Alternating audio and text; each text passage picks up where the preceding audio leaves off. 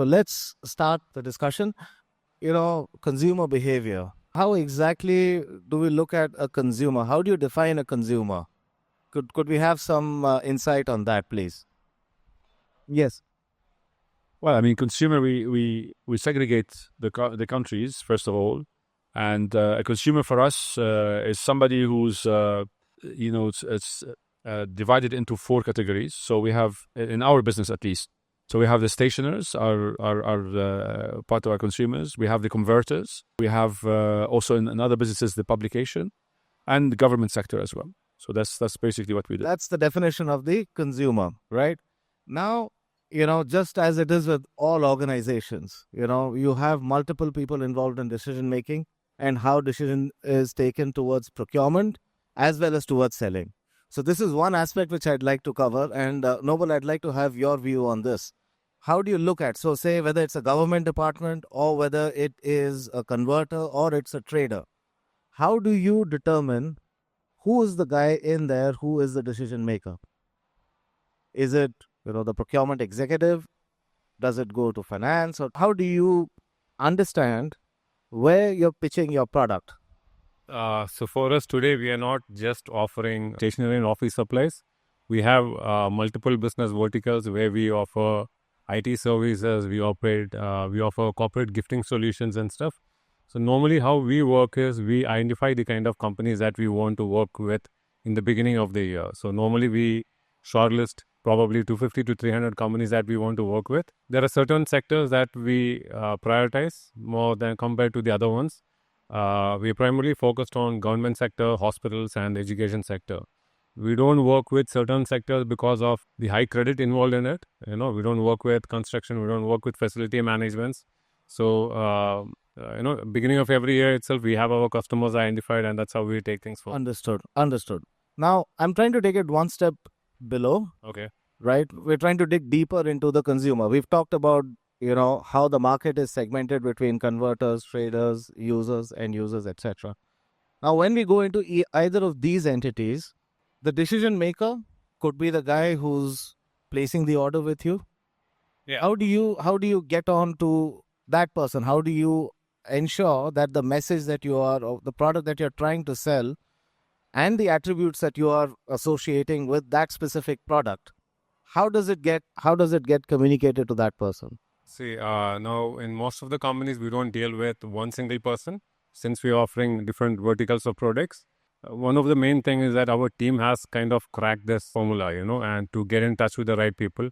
With the kind of customers that we work with, it's the hardest segment of customers to get in touch with the procurement team. If you work with government sectors today, the emails from them doesn't come with a particular person's name on it. It comes from, example, Ministry of Finance procurement team.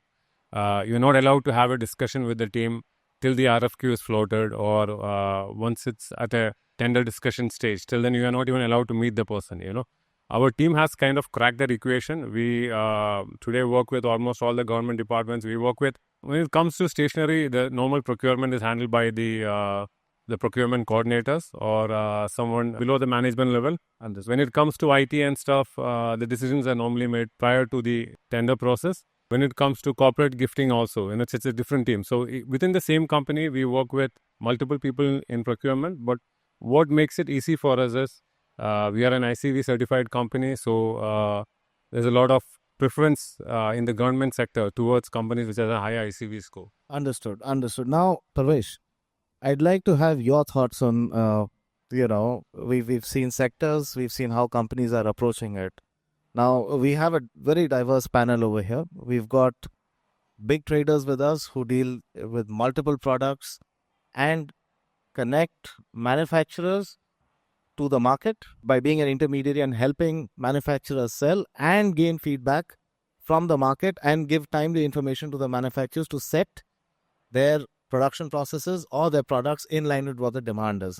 So, Mr. Parvesh, I'd like to ask you, when you and your team and, your company is going about selling paper, for example, do you define the customer as a buyer, as a payer, as a consumer? How are you defining your customer and how are you then pitching your product? Or do you change it as per how you define, a consumer within these brackets? Yes, actually, when we deal with African countries or even certain countries in Middle East, there are a lot of challenges that we need to work with buyer, payer, and actual consumer. So, working with Africa and being in Dubai for last close to 30 years, we ourselves have tried to provide solutions because the business comes with a solution. The end user may not be the payer. He may use somebody else to make payments. There are letter of credits, bank payment terms, plus the actual consumer is different. If you are supplying something to a printer or a packaging company or a label manufacturer, he actually is buying the product and making something else out of it. When he buys paper in rolls or board in sheets. So it's a mixed solution based on market and country, because in certain countries, end user is an importer. End user means the printing press or packaging company. Certain countries, there are importers who are not into manufacturing. They import stock and sell. So we have learned this, that one strategy we are unable to apply to all the countries all across Middle East or Africa. So we have learned and revived and created these formulas based on country-wise situation, whether we are dealing with the end user, a large major importer, or even sometimes we have payment modules coming from European companies or different companies. So it's a mix business being created by mix of providing a solution. That is how we have been working and expanding into the region, specifically in Africa. Understood. Mr. Ali, as a manufacturer, right, of envelopes, and one of the biggest manufacturers in the region, who's been here for, for a very long time, since before I've been in the industry, you've been manufacturing envelopes. You see, what we've heard across the panel right now is we're looking at sectors who are consumers. We are looking at people who are playing different roles in terms of either financing a transaction or finance or playing a role in the distribution of a product. You are a brand owner as well, and you have you have products that are targeted to all the sectors. How do you take decisions, or what drives your decision making process within your organization to ensure that each of these elements or each of these players within the value chain of the consumer are catered to? Because they all have their own thought processes. So, for us, our consumers, or you could say our customers, are our partners. We don't look at them as a customer or a buyer, because we're trying to build long-term relationships. Now, the markets are broken up into different segments.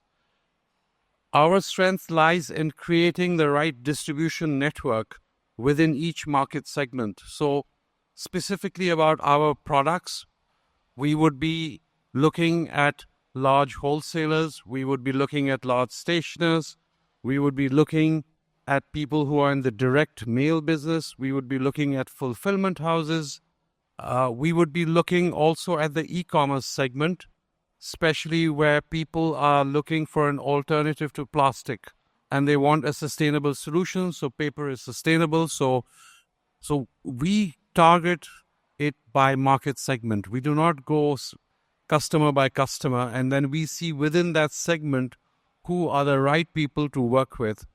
The printing sector is another big sector. Even though there is some reduction in transactional mail, however, office product and is fairly stable. So our envelope demand is also quite stable, other than the transactional sector, which would be the telecom sector, your utilities sector. This is where the reduction is coming. But direct mail is growing, and it will keep growing. And as you said, paper is here to stay. It's not going anywhere. Whether it's books, magazines, newspapers, people still love the feel of paper. People love the feel of personalization. Even when you look at all these Gen Z people, if you send them a personal letter, it makes a big difference because their name is on it. There's a sense of personal attachment. And this may sound ridiculous, but people actually like the smell and feel of paper. You take an old book and you try and read it. There's that familiarity. Book print is up as we speak. So anyway, coming back, I mean, we segmented according to market segments, and that's how we penetrate the markets. Right. So, what, let's look at it from a commodity business side of things. And then you've got something in gifting and in stationery, which can then be more and more personalized, right? And the communication with that can go more into the personalization side of things. How easy or difficult it is, Fadi, I'd like your, and Parvesh, I'd like your views on this. You are, in the business that you are in, you are the coordinator and the aggregator for the market, in the sense that you are in touch with suppliers and you're in touch with multiple markets across multiple segments. Now, in a commoditized business, right, is it still possible today to influence consumer behavior? In the sense, can you still go out and drive consumers to buy a specific product from a specific country of origin or at a specific price point? Is it possible today? And if it's possible, how exactly are you, like, what are your thoughts around it? Yeah, thank you for this question. For sure, it is possible, and that's the reason why we exist. People like us who are paper traders. What we focus on mostly is not just to sell a commodity, but also to sell a service to the client. And these are long-standing customers which have built trust with them. And the differentiation where you could influence his decision making is by creating a trust, the trust of relationship, that he knows that we are protecting him, not just by the quality, by the delivery, but also by pricing. And once to create that platform with your client, you feel that you can sway their opinion. They listen to you. Sometimes you give them advice that no, do not place order now. This is not the right time. And the customers, when you create that trust, is different than the pure relationship between them and a mill, where the mill does not have that time to give them. Absolutely. Parvesh? Yeah, I think I'll just add on to what Fadi mentioned, that with the experience we come from, the customers develop a trust, and we have seen this, that we not only just suggest them, but we work with them shoulder to shoulder, because if he's buying some product, we need to make sure, which we cannot 100% guarantee, that he makes money out of that business, because he's investing his resources, his team, his finances to whether he's buying small quantity, large quantity, whether he's a printer, a trader, an end user, or a consumer, that he must make some money out of it. It should value add to his business. So with the experience we come from, apart from suggesting him the right product, a good quality product, right packaging, because as I said, country-wise, it can vary. If we talk about paper and then come to stationery, in African region, we have noticed that certain countries, they work with packing of dozens. In certain countries, they work with packing of 10 piece or 100 piece. So this market learning is important, so that when you suggest a client or a customer to buy or procure something, similarly, you need to align the factory or manufacturer also accordingly, because it is not necessary that the manufacturer is having all types of packing available for different markets. So you need to educate sometimes the manufacturer as well, that in case you modify, develop, or create this kind of a packaging in terms of pieces or dozens, it could open up certain different countries for you, which you are not doing.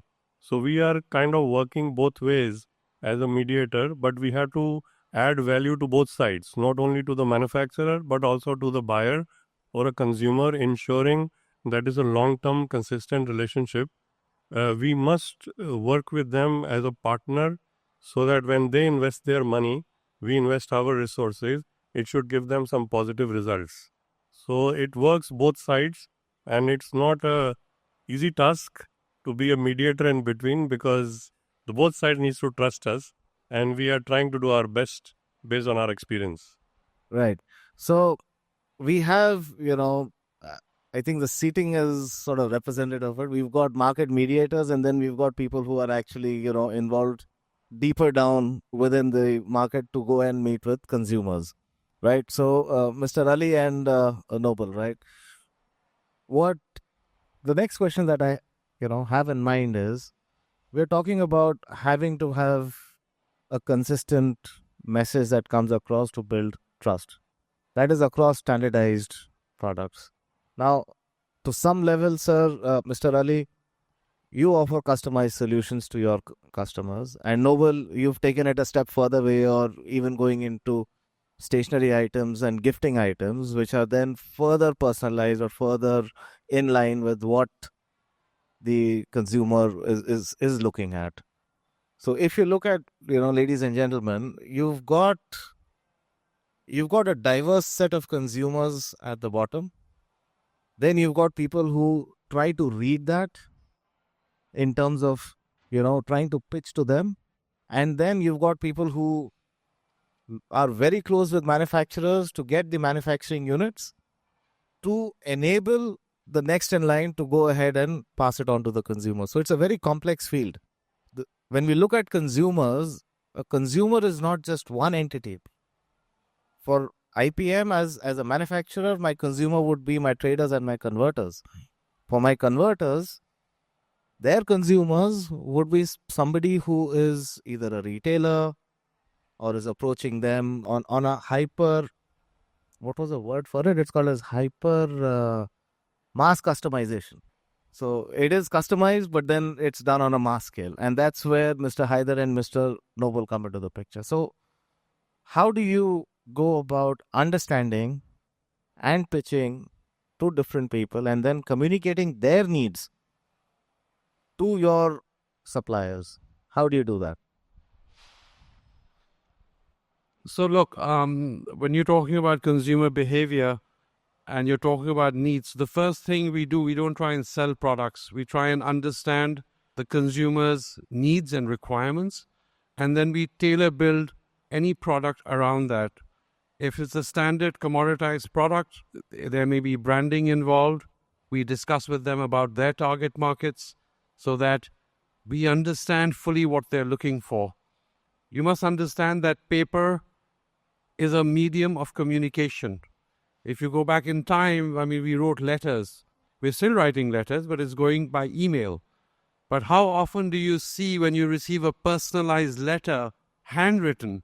It makes you feel good. So paper has a very strong sense of attachment to a lot of consumers despite the digital age, because the digital age does not provide that personalized impact. When you look at e-marketing, it doesn't work. But direct marketing, if you receive a nice colorful envelope with some free advertising, free Louis Vuitton bags, okay, you don't get free Louis Vuitton bags, but you know what I mean. People get excited that I've got this beautiful mail in the post, and this is working definitely in the first world. Here, the postal system still needs to be upgraded before it starts coming to your house. So, because that's the consumer, the person sitting at home. So we try and reach out to consumers through different mediums. Again, through our target market, whether they're direct mail companies, right? Whether they are in the packaging industry, because an envelope is actually part of the packaging industry. Whether you're putting a t-shirt in it or whether you're putting a letter in it, you're packaging it. And that is going to the end user.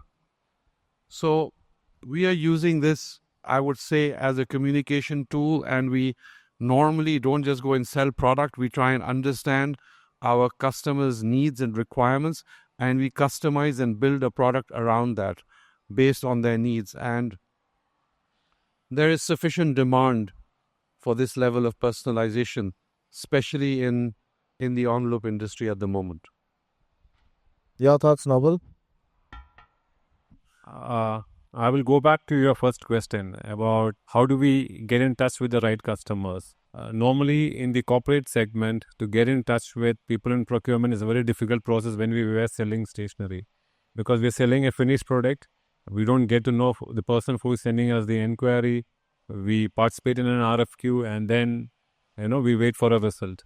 But when it comes to corporate gifting, it has been a blessing for us, because like the term Ritesh used, hyper mass customization, there is no two orders where the customer needs are the same. Every time the requirement is very different. It's very customized. So they give us an opportunity to meet them much easier when compared to selling stationery to a government department. At the same time, for us, this is a new vertical that we've just been developing. And one thing I've told my team is that let us actually take up all the orders we can. Let us make all the mistakes that we can initially as fast as possible. If there's a price to pay, let us go ahead and pay the price for it. Let us learn from it. Right now, we are not sourcing it globally. We are depending on local suppliers to ensure that the turnaround times are being met. It's a work in progress, but for us, the moving into customization has definitely been a blessing, and I'm sure eventually we will figure out the right and the perfect way to do it, as we always do. Okay. So, Mr. Ali, you spoke about understanding what the customer needs, right? And because you're in a manufacturing setup, you try to customize your product around limitations of production that you have. Now, you're also a consumer of paper to service your market. How would you, or how do you generally give these feedbacks to people you're procuring your raw material from? So we go on, we talk about sustainability because this has become a hot topic now.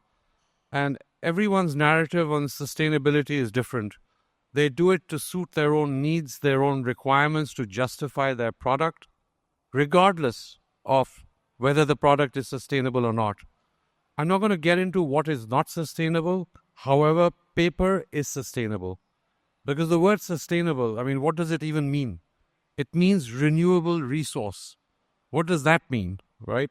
That let's take an example of a tree, which means that if I consume the tree for construction or paper or whatever, I can replant a tree, right? And the industry norms are that for every tree that you're cutting, you are planting at least 10 trees. So you are not consuming the natural resources of this planet, unlike oil, which is a finite resource and it will finish. So we talk about now how we can bring sustainable practices into our workplace. We talk to our customers about that. We try and build partnerships around that and develop this whole story that, look, this is the future, right? It says there, the future of paper. So the future of paper is very much there, because I just want to give you guys another myth about all of you who think save the trees. This is actually an incorrect statement.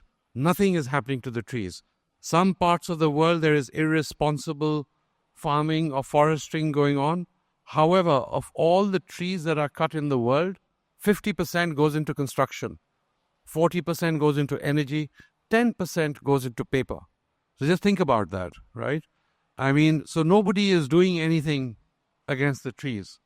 So we try and convince people about these narratives because it's supports our industry, and it's the truth actually. It's not, we're not making it up. And this helps people to understand and possibly move away from something that may be even on the margin with sustainable or non-sustainable practices. And we try and build our relationships on this so that we can, keep people like Ritesh in business. Right. So we're looking at, Fadi, this is specifically for your thing, right? We're looking at mass customization across multiple geographies. And Parvesh, it's for you as well. You can also add into this one.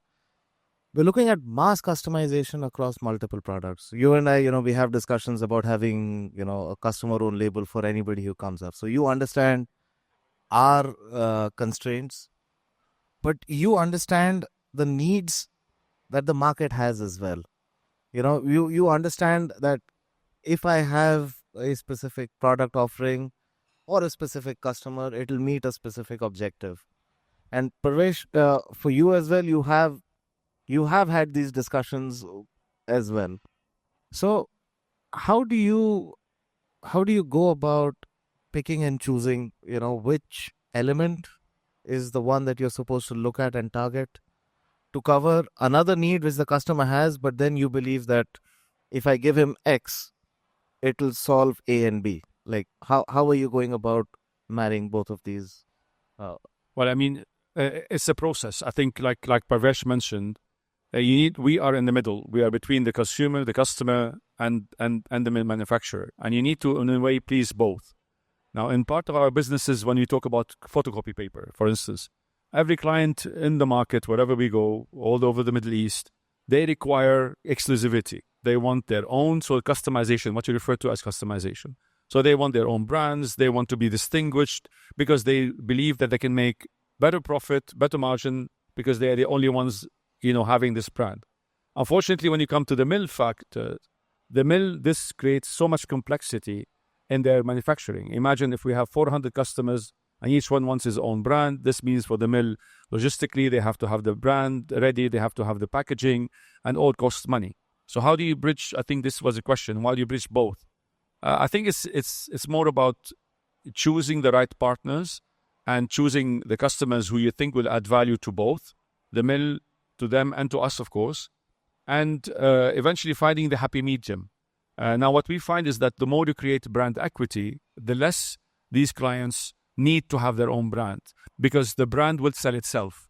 So once you invest in the brand and you create maybe one brand for all, but with extremely very close policy in terms of pricing, and no one has different pricing than the other, we find that this could be one of the solutions to satisfy the needs of the client and making margins, and the needs of the mill of having less complexity and less brands.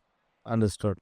So, Parvesh, how important do you feel is branding in today's environment where somebody is looking at something that's customized for him?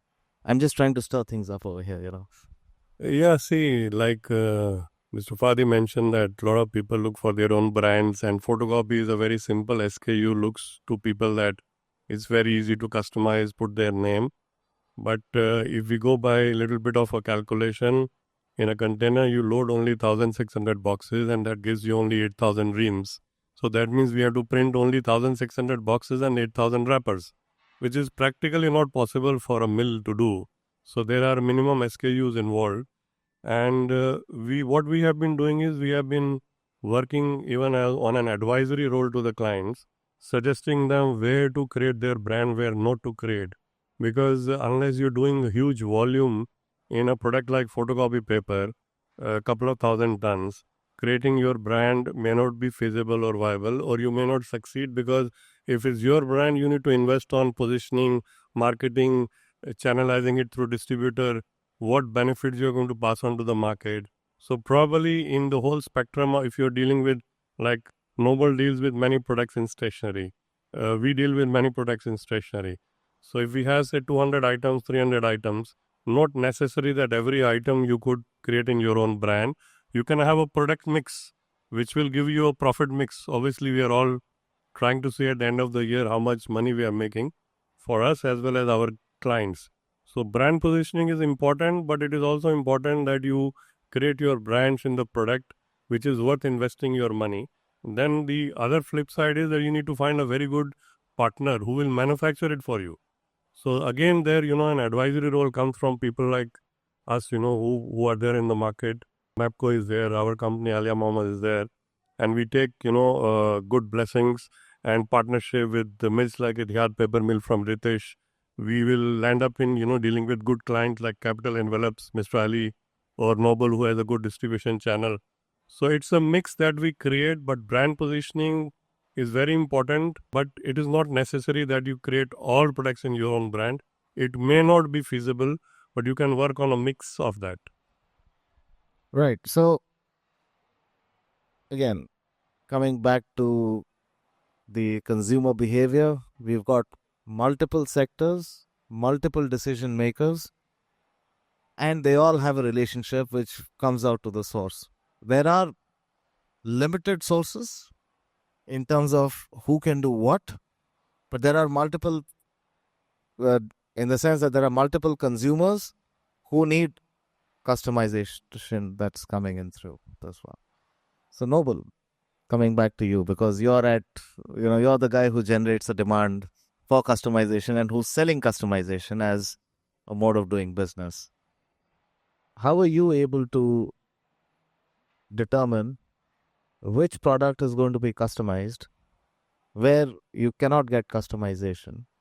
Because this is something which is growing today. The customization across, apart from copy paper, let's talk about gifting and stationery items. If you ask me personally, if you want to differentiate your business from the competition, you need to stop looking at customization as brand level and look at a step above it. You need to be able to put a face to the company. That is very important right now, especially with the rise of social media and stuff. You need to leverage those things to give you that extra mileage. Perfect example would be the director of IPM, Mr. Abdullah Al Khatib, how he markets himself on social media or on LinkedIn, is something which I try to follow as well. These things differentiate your company from, rather than just customizing your products, it's about you doing it at a level higher. Once people associate with you or with your company with a face to it, then people will be more comfortable with buying the products that you're selling to them. I think going forward, that's the way forward, which I think most of the older companies are not doing.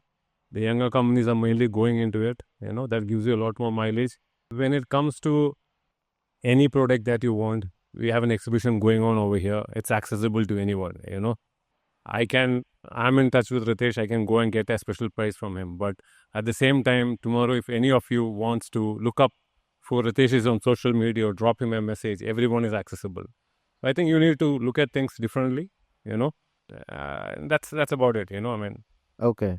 Mr. Ali, question for you. Now, which Parvesh actually is touched a bit in the beginning, talking about units that are bundled together to sell. So say pieces of 10, pieces of 12. For us, like we put 500 sheets in a packet of A4 as a standard, 5 reams inside a carton, 2,500 sheets in a box. Are you seeing challenges or are you seeing consumers asking you to maybe reduce or increase the number of sheets or the number of envelopes that you pack in a standard SKU? Are you seeing growth across SKUs in the past, or are you seeing that coming in? Okay, so our industry has standards of packaging. You can have bulk packing, you can have retail packing, depending which part of the world you're working in, that standard changes. Europe has a different standard, North America has a different standard, the Middle East has a different standard. So we work with our own standards, and these are common accepted standards as far as our industry is concerned in Middle East and Africa. However, customers do ask for personalization in the sense that they may want a 5-pack, they might want a 10-pack, 50-pack, 25-pack, and we can do all that. But the more customization that you want for such a base commoditized product, you are impacting the price quite significantly. And that makes an impact. However, to what my colleagues were talking about branding, that's where branding comes into play. So whether you're branding at a corporate level or at a product level, if the branding is strong enough, they can absorb the additional cost. I mean, we are doing some very sophisticated packaging for certain clients around the world, and it's expensive. However, they're managing to sell it to their target market, so it works. So, the whole concept of how you pack a product, and you go to a supermarket, you go and buy shampoo.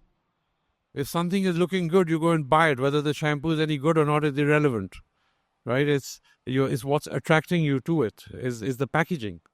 So how we pack things is very, very important. And this is something, us as a company, we are looking to reinvent our packaging actually at this point. Oh, that's good. You're trying to make it more paper-based, or you're still looking at plastics? Come on, mate, we're in the paper business.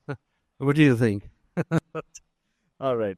Now, we've touched about one topic which I'd like to take forward is about communications and the role that communications play in targeting your customer, right? We've got mass media campaigns going on in the past where you go out and have advertisements to everyone.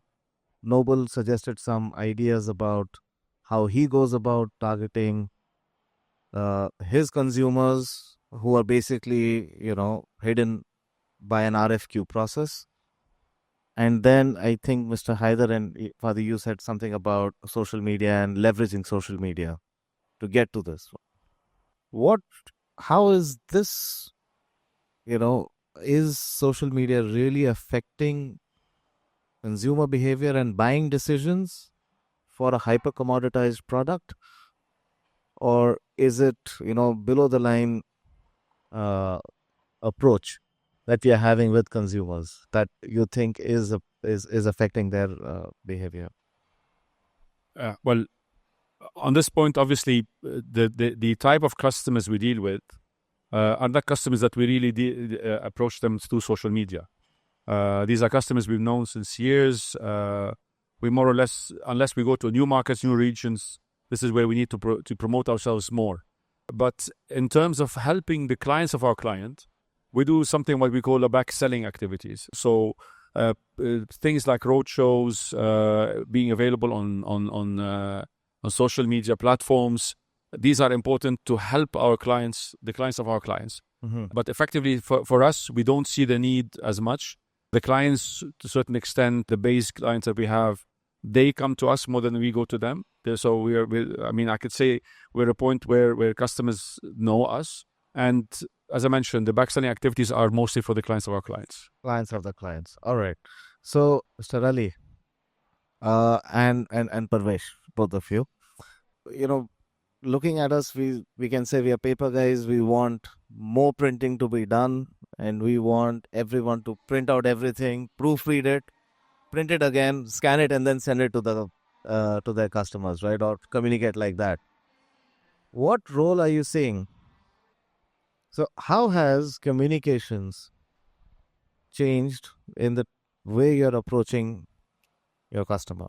Whether does social media have a different language or a different tone you're using for communications versus, when you're communicating over email, promotions on emails? How's it changing? Either of you could. Okay, so let's go back in time. I mean, if you look at communication, what was the medium of communication from ancient times till today? It was actually some sort of written document, whether it was on paper or some other medium earlier, before paper. So now let's look at what's happening. Things have evolved. We've come into the electronic age. When we look at the marketing side of the electronic age, I mean, everybody uses email. Who bothers to see an advertisement in their email or their inbox? Nobody, because you receive so many emails from your work, nobody has time to look at an ad. Then you go to the other social media platforms. Other than the fashion industry, in our industry, nobody's going to be looking at A4 paper or an envelope on Instagram, right? Or on Facebook, right? If you show something attractive, maybe a colorful pen or something like that, somebody may have a glimpse at it. LinkedIn would be the only platform, in my opinion, which may have some traction. However, the best way, this has been proven, especially in North America, which is the largest consumer market in the world, that direct mail works. We are going to be launching new products next year, and how are we going to market it? One of the strongest mediums that we are going to use, we are going to actually print paper with nice pictures of our products, put them in envelopes, and do a mail shot to all our target market. So electronic media, yes, it has some impact. However, people still look at the billboard, right? People still look at the television, okay, that's electronic, but it's been around for a while. It's not strictly electronic, but not everybody looks at it. But the physical medium of paper is still a strong medium. You look at that Pratap just right over there. What are you looking at? You're looking at those pictures, right? Yep. So, I mean, the impact of a magazine, when you see a nice magazine, the feel of that paper, of that, you can't take that away. As much as we might want to scroll down our phones, it makes a difference. So the medium is adequate.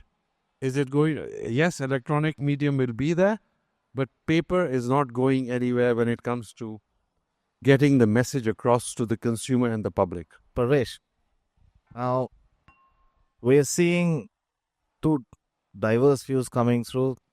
One is electronic media is coming in for communications, and does that, in your opinion, is that a bigger impact for consumers, or whether you can mass customize and send printouts like Mr. Haider was saying and still get the message through? How are you seeing this thing evolve, over the last couple of years, and how do you see it's going to happen over the next couple of years? You see, as we all have heard from Mr. Ali, that original medium of communication has remained letters, paper, newspaper, magazines, all these books that we physically feel and read. And yes, the new trend of digitalization, social media is in fashion. It is catching up. It is still a growing segment, but it can be an add-on vertical to the paper medium. And we all understand that paper is something which is not going out of fashion. Yes, personalization is becoming more important. Like I think Mr. Ali only mentioned that if somebody receives a letter which is personalized in his name written on it or even on an envelope, in fact, the new generation also feels happy in case they have their name, picture, photo printed in a school magazine or a university magazine which they receive and keep it as a memory. Same picture or article can remain in a digital media also, which is easy maybe to circulate than emailing the magazine, but impact of sending a personalized advertisement to various clients all across the globe, it does make an impact. And I think it remains in a memory because today we have so much of WhatsApp, Instagram, Facebook. You see a lot of things in a day. But if you receive one envelope in a month or three in a month, that remains in your memory and makes probably a better impact than just a social media thing. But both the verticals are there to stay. Nothing is going away. Paper is there to stay. And in this electronic media, we will see a lot of new trends, things coming up. I mean, it all started probably, maybe with Facebook, Instagram, TikTok, so many platforms coming up. So we could see more of such things happening. But the actual or original medium is not going anywhere. It will always leave an impact on our mind. And the new generation feels very happy. They are being given target to read books in schools and universities. They are finding it very exciting that, they have so many number of books collected in a school. I know somebody, one of my friends, and who has a mini library of his own in his house, and he keeps collecting books which he reads. So this is not something which will become a paperless or zero paper thing. It is there to stay. Noble, now you've been an early adopter of social media, and you're using a lot of marketing techniques around your social media sites, Google sites. We're digging deep into the digital side of things. What's the impact you're seeing of this one on influencing a consumer to come buy for you or buy your product or buy your services? Let me start by saying that paper is never going away, like what Mr. Parvez had said, I've started subscribing to the digital, to the print copy of Gulf News for the last 2 years of time. Prior to that, it was always a digital version. Bought the Amazon Kindle, I think, for my kids. It's lying in a corner of the room, dusted up. They still prefer to read physical books. That's what they want, even my daughter and my son as well. So definitely books, paper is not going away. At the same time, digital media has come in with a lot of strength. We're trying to leverage it right now. So regardless whatever industry that you are in, trying to leverage social media will always be helpful for you. You may think it is not required. I think that's where the opportunity lies for me. I've identified that. I'll give you an example. Now, as Kagas, this is the first time that we are participating in this exhibition. I've been at Paperworld exhibitions for the last, I don't know, since 2008 onwards. Every year I've been here for those exhibitions visiting. Over the last 1.5 year or 2 years of time, I've concentrated on building my social media base. On LinkedIn, I have close to 20,000 followers. This year, the surprising factor for me was that on the first day of exhibition, I've been approached by 5 people whom I didn't know, and everyone came to me and said, "Hey, I keep seeing your LinkedIn posts and stuff. You put out a lot of motivational content. You put out a lot of videos about your this thing." So these are people whom I never knew previously. That helps a lot. Regardless whatever business that you're in, it is not like paper is going away or depend only on print media or on digital media. But I think there's a fair balance right now. And going forward, I think the pendulum will swing more towards a digital side. And the earlier you're an adopter of it, the better off you will be. Right. My personal views on this is you can have a mass marketing campaign on digital because that's the cheapest means of promoting anything. It takes you a couple of hours to come up with a creative and shoot it off to 500 people or 5,000 people or even 500,000 people. Your cost is not going to change. It's just the amount of time and the number of people that goes into data entry that goes in for you to approach these guys. So you've had the traditional advertisements. I mean, I don't know when was the last time I actually watched television, and on OTT almost 100%. I don't like to see ads. I'm always waiting. If I'm using a different account, I'm waiting for the skip button, skip ad. If it doesn't show up, then wait for 10 seconds or whatever. But that's me right now. So social media or digital media is good for mass marketing. How many of you actually, I just like to ask a few questions to the audience if it's okay. Just a simple show of hands. What was the last ad you remember you saw on your email? On emails? It's probably in your spam folder. Nobody, right? Okay. What was the last ad you saw on Google? On the side of Google? Your eyes are trained to read only the area that you have information on. What was the last ad or a pitch you saw on YouTube? Just a show of hand. It's a different media. Could I have a microphone here, please? Yeah. What was the ad about? So it was about Nivea cream. About? Nivea. Nivea brand. cream. Okay, good. And I'll tell you one funny thing. My wife works for Nivea. So we were just talking about something of work and suddenly an ad came up on YouTube. And we were surprised that how come this So is... you were targeted. It was a targeted ad for your side. Yeah. Right? Excellent. Now, how many of us have received a print advertisement in the last 3 years? Anybody? I'd like to know. A printed, targeted leaflet for yourself. So, Ritesh, I'm going to change that. I actually wanted to ask another question. Sure. For the audience as well, if you don't mind, but this is related to paper more. How many of you receive newspapers and read newspapers every day? So that's 10%. Unfortunately, newspaper is dying a product. And as much as I perhaps would like to talk about nostalgia of paper with my colleagues, unfortunately, even paper is year on year losing 3 to 4% in Europe and maybe a bit more in our areas. So I think this is something we have to live with. It's something that we are seeing. Digital advertising is here. Gen Z is take over.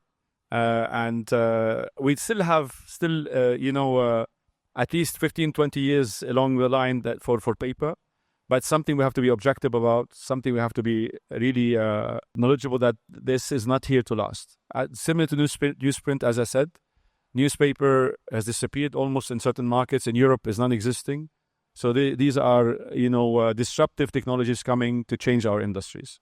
Just to be objective about. Just to be objective on that. Yep. So, but the element that, was discussed, Fadi, was it, you cannot just say that it's coming down. Yes, there's no doubt that consumption of paper is coming down in all the developed markets. However, with the advent of targeted print ads, which we are seeing in the West, which, Mr. Ali here is planning to do in the US.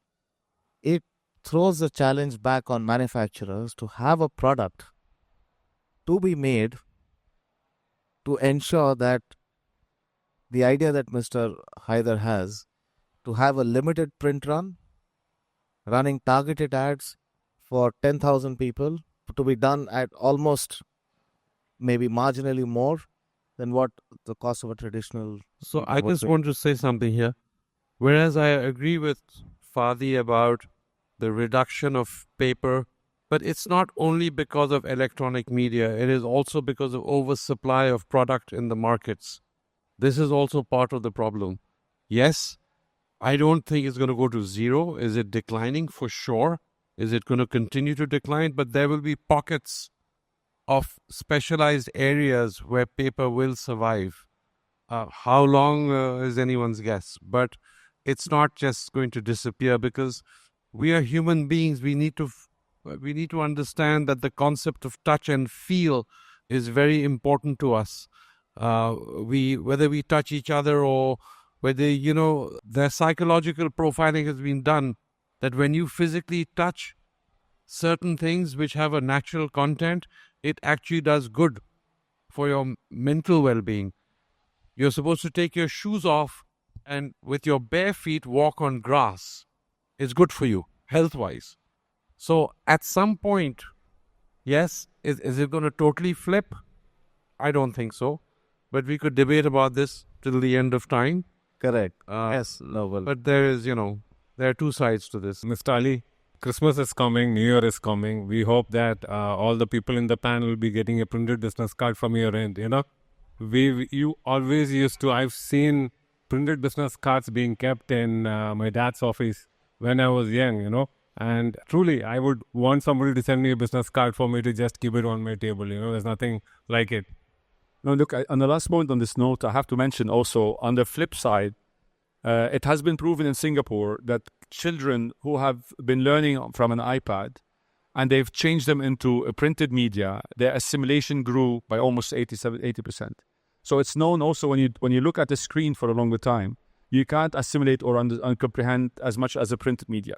So maybe there would be a silver lining along the way, maybe in 10, 15 years that people would change behavior again. But the facts as they are today, what we see is that definitely there's a decrease in consumption year on year. And it's something we have to be objective about. It's about the last man standing in terms of manufacturing.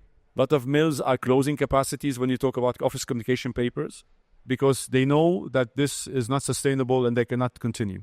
So there'll still be paper consumption. There'll still be the touch and feel. But I hope that the humans' behavior changes in the next few years to understand the importance of reading from a print media versus electronic media. Right. And it's for us as panelists here and industrial leaders to find those pockets going forward, across multiple sectors, multiple people to approach and coming up with innovative solutions for that. All right. Gentlemen, it has been a great pleasure having you on board here. We'll be here again tomorrow on a completely different topic. So please do come for that. And hopefully we can, be a part of a good discussion again and give you your money's worth.